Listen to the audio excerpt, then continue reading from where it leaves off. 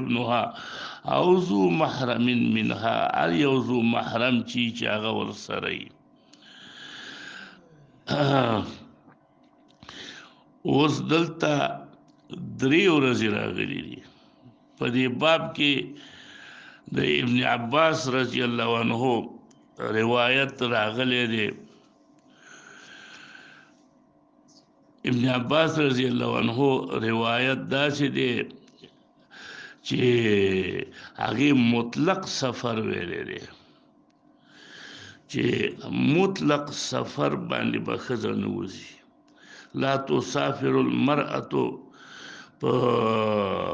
ان تسافر الا مع ذي محرم یعنی مطلق د ابن عباس رضی الله عنه روایت براشي چې پاغي کې مطلق سفر چې دی هغه ممنوع راغلی دی حدیث د ابو سعید خدری کې دلته د درې ورځو مزل راغلی دی حدیث د ابو هريره کې براشي مسیرت یومین و لیلتین او دلته د حدیث د ابو سعید خدری چې دی درې ورځې پکې راغی بل روایت د حدیث ابو سعید خدری لري کې یومین راغلی دی نو دا ورځو دغه چې دی نو په دې کې اختلاف راغلی دی نو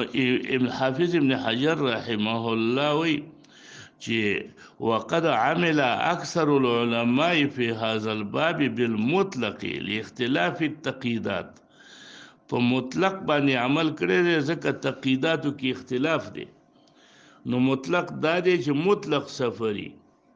چې هغه د وی ورځي کاغه د نیمه ورځي کاغه د دوه غنټو وي خو پس مطلق سفر علما وی دا ځکه دا تقییدات کې اختلاف دا دلالت په دې باندې کوي چې مطلق سفر چې دی دا څه دی حرام دی زمونږ فقه حنفیم دا وی چې د ښځې دپاره سفر کول جایز دی الی ما دون مسافة القصر بغیر محرمین وای چې سفر ویلې دی چې سفر نشي کولای مطلق سفر هغه مودې ته وای چې پاغي کې سړی قصر کولی شي دونه مزل چې هغه پتا قصر لازمیږي یعنی هغه ته سفر ویلې کیږي اوس چې قصر پتا نه لازم او داسې دو کور کوڅې مزلي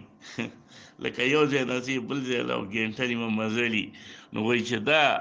په سفر کې نه راځي دا په غیر د محرم نم جایز دی دې ځای نه ښځه ځي دی ښار له ځي بیرته راځي ځان له ځي څوک ورسره نه وي دا جایز دی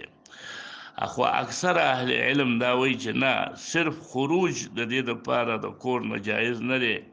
هغه هر یو سفري هغه لنډ سفري که اوږد سفري ځکه د ابن عباس رضی الله عنه دغه روایت چې بخاری مسلم نقل کړی دی په هغې کې مطلق ذکر دی لا تسافر المرأة الا مع ذي محرمین نو مطلق سفر ویلې دی چې ښځه به سفر نه کوي مګر د محرم سره به کوي نو هغه لنډ سفري که هغه اوږد سفري که هغه یوه ورځ سفري که هغه نیمه ورځ سفري نو مطلق سفر یې ښودلی دی نو په دې باب کې عمل دی په دغه روایت د ابن عباس باندې لا تسافر المرأة ځکه تقییدات مختلف راغلي دي دارنګه د فرق نه دی راغلی د سفر قصیر او د طویل چې دا غني اوږد سفر او دا غني لنډ سفر دی طویل کې هغه قصیری عن ابي سعيد الخدري معلومه دا شوله چې اولا مسلک د ابن عباس رضی الله عنه د روایت نه صراحتا دا معلومیږي چې ښځه به د کور نه بهر نه وځي مګر خاوند محرم به ورسره وي کاغه لري سفري کاغه نږدې سفري نه به په لري سفر باندې ځي نه به په نږدې سفر باندې ځي وفي الباب عن ابي هريره ابن عباس روایت منګوي او چې بخاري مسلم نقل کړي لا تسافر المرأة الا مع ذي محرم قال ابو عيسى حديث حسن دار ابو سعيد روایت چې دي کې تقید په 3 ایام راغلي دي نو دا روایت صحیح دی. وروي عن النبي صلى الله عليه وسلم انه قال لا تسافر المرأة مسيرة يوم وليلة. رسول الله نے روایت راغلی دی. والعمل على هذا عند أهل العلم يكرهون للمرأة أن تسافر إلا مع ذي محرم. واختلف أهل العلم في المرأة إذا كانت موسرة. په دې باندې یو فقهي مسله مرتبه شوله چې د ښځې سفر ممنوع شو په غیر د محرم نه. نو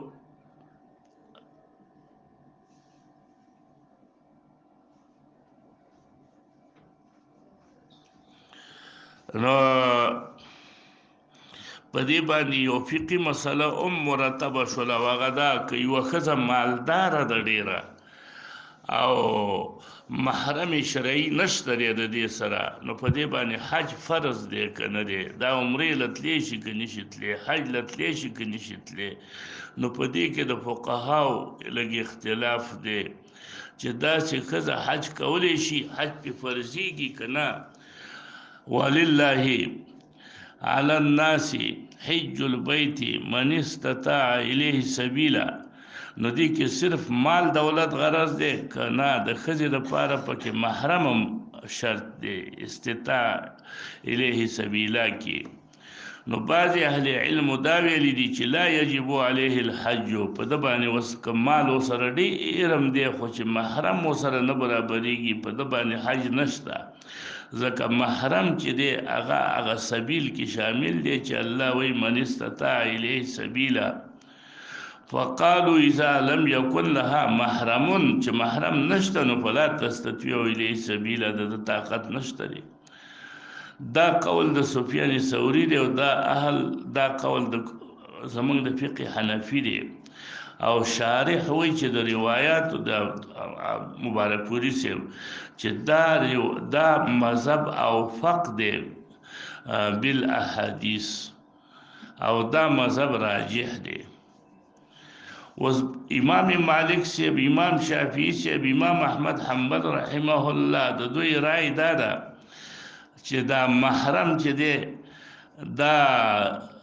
د ضروري نه دی چې په کومه ښځه مالداره د حج پې فرضیږي. نو اوس که د دې ښځې سره داسې څوک برابرېږي چې ښه پوهېږي چې دې لاره کې ما ته څوک ضرر نشي را رسولی، طریقو امنین ده، یا داسې دا چې د دې سره داسې معتمدې ښځې دي نورې چې هغوی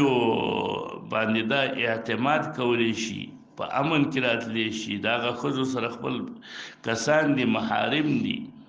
نو هغه لکه تا سره خو داسې محرم نشته دی، موږ نه زیاتره خلک پوښتنه وکړي خور سره ځمه او خور خاوند را سره دی، اوس زما څه خو محرم نشته دی، زه تلی شم که نشم تلی؟ نو دا د درې واړه فقها امامان وایي چې تلی شي په دې صورت کې. خو حق او اولا مسلک موږ وویله چې هغه دا دی چې دا تللی نشي، بلکې حج په دې باندې هله فرض دی چې د سره په خپله څوک محرمي، چې محرم ورسره نه وي نو په دې باندې حج عمره فرض نه ده. وقال بعض اهل العلم اذا كان الطريق امنا فانها تخرج مع الناس في الحج، دا وتلی شي د نورو خلکو سره. دوی استدلال کړی دی په هغه روایت د بخاري باندې چې هغه حدیث د عدی بن حاتم دی، هغه مرفوعا نقل کړی دی په دې الفاظو باندې یوشکو ان تخرج الزعینة من الحیرة تأم البيت لا جوار معها یا لا جوار معها. په دغه روایت باندې د ائمه ثلاثه استدلال کړی دی چې قریبه ده چې داسې یو پردهنشینه ښځه به د حیرې نه وځي قصب یې د بیت الله او هیڅ څوک به ورسره خوا کې محارم نه روان، ځان له به ځي. نو دا رسول الله ویلی دی معلومیږي دا چې حج دغسې کولی شي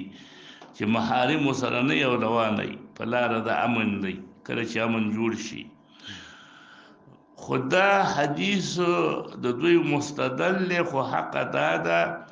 چې دا دلالت په دې باندې نه کوي چې بلکې دا دلالت صرف په وجود کوي چې داسې کارم کیدی شي چې ښځه به راشي. دلته صرف اثبات د امن ښیي چې ډېر ژر به داسې امن راشي. اوس د ښځې دا تګ جایز دی که نه دی جایز، په دې کې خو دا حدیث ساکت دی. نو د دې وجې نه په دې باندې وایي استدلال نشي کېدلی. دا په جواز خو دلالت نه کوي، صرف په وجود باندې دلالت کوي. حدثنا الحسن بن علي الخلال قال حدثنا بشر بن عمر قال حدثنا مالك بن انس عن سعيد بن ابي سعيد عن ابيه عن ابي هريره قال قال رسول الله صلى الله عليه وسلم لا تسافر امراه مسيره يوم وليله الا ومعها ذو محرم. دا روایت ابو سعید چې دی دا بخاری مسلم نقل کړی دی. قال ابو عيسى هذا حديث حسن صحيح. باب ما جاء في کراهیت الدخول على المغیبات. مغیبه ښځه هغې ته ویلی کېږي چې غاب عنها زوجها، خاوند یې نشته،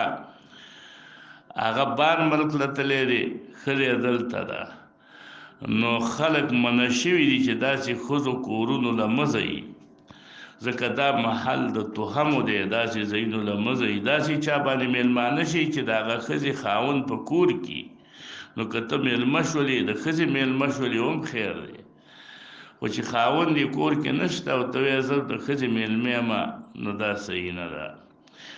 دا پرزن زما خینه ده، زما د ترور لور ده، زما د ماما لور ده، زما د تره لور ده،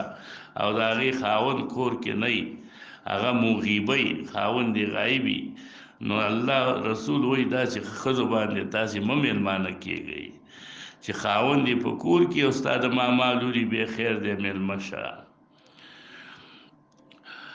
حدثنا قتيبة قال حدثنا الليث عن يزيد بن أبي حبيب عن أبي الخير عن عتبة بن عامر أن رسول الله صلى الله عليه وسلم قال إياكم والدخول على النساء. فقال رجل من الأنصار يا رسول الله فرأيت الحموى. حموى اصل کی ویلې کېږي هغه قریب الزوج الى المرأة من جانب الزوج، د طرفه د حموى چې د ښځې ته خپلوان دی د سړي د طرف نه.